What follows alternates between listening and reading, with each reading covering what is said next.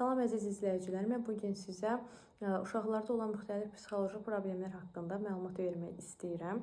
Məsələn, uşaqlarda tiklər haqqında, hiperaktivlik və diqqət pozuntusu haqqında və eyni zamanda autizm pozuntusu haqqında məlumat verəcəm. Deməli, ilk növbədə başlayaq tik pozuntusu haqqında. Tiklər haqqında bir videom mənim var idi əslində. Deməli, tiklər nədir? Qeyri-ixtiyari olaraq uşağın müəyyən bədəndə hərəkətlər eləməsindən ibarətdir. Məsələn, o uşaq çiynini ata bilər durduğu yerə və yaxud gözlərini qırpa bilər. Müxtəlif boğazdan səslər çıxarda bilər və s. Bu uşaq onu istəməyərək eləyir bu davranışları. Bəs hiperaktivlik pozuntusu nədir? Hiperaktivlik pozuntusunda uşaqlar həddən artıq hərəkətdə olurlar. Yəni onlar bir yerdə dura bilmirlər. Məsələn, oturduğu yerdə müxtəlif hərəkətlər eləyirlər. Eyni zamanda evdə görürsünüz ki, daha çox hərəkətdə olurlar. Həm də bəzən görülür ki, hiperaktivlik pozuntusu olan uşaqlarda müxtəlif hərəkətlər də olur. İstəmədik hərəkətlər, amma bu tiklərdən necə fərqlənir? Uşaq onu qeyri-ixtiyari olaraq baş vermir. O tiklər kimi qeyri-ixtiyari olmur. Məsələn, uşaq durduğu yerə başına vurmur əlini. O istəyərək, o içdən olan bir dürtü olaraq onlara gəlir və o hərəkəti eləyir. Yəni tiklərdən fərqi hiperaktivliyin budur. Bunları qarışdırmaq lazım deyil. Və adətən də görürsünüz ki, bu hərəkətlər tiklər kimi tez-tez baş vermir. Müəyyən müddətdən sonra baş verir. Bir hərəkətlə digər hərəkət arasında fərq olur.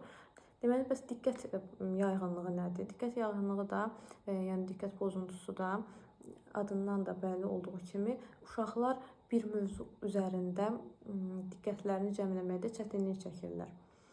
Və autizm spektr pozuntusu isə bayaq saydığım problemlərin bir cəmi formasında olur. Məsələn, onlarda hiperaktivlik pozuntusu olur, diqqət pozuntusu, diqqət yayğınlığı olur. Eyni zamanda müxtəlif xüsusi davranışları da onların görülür. Onlar məsəl üçün parlaq əşyalara daha çox meyilli olurlar.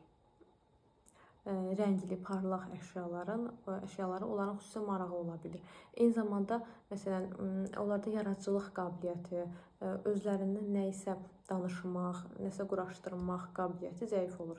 Buna görə də o uşaqlarla əsasən yaradıcılıqlarını inkişaf elətdirmək üçün bir şeylər elətdirilməlidir. Məsələn, rəsm çəkilməlidir ya da yaradıcı oyunlar oynanılmalıdır və s.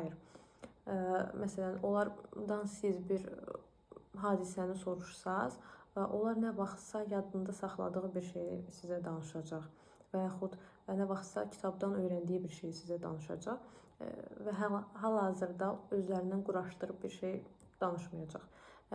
Zəif olanda autizm pozuntusu bəlkə danışa bilər.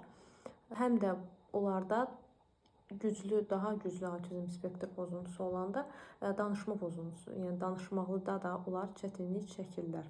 Yəni autizm spektr pozuntusunu digər pozuntulardan fərqləndirməkdə bu həmin xüsusi davranışlarla müəyyən olunur.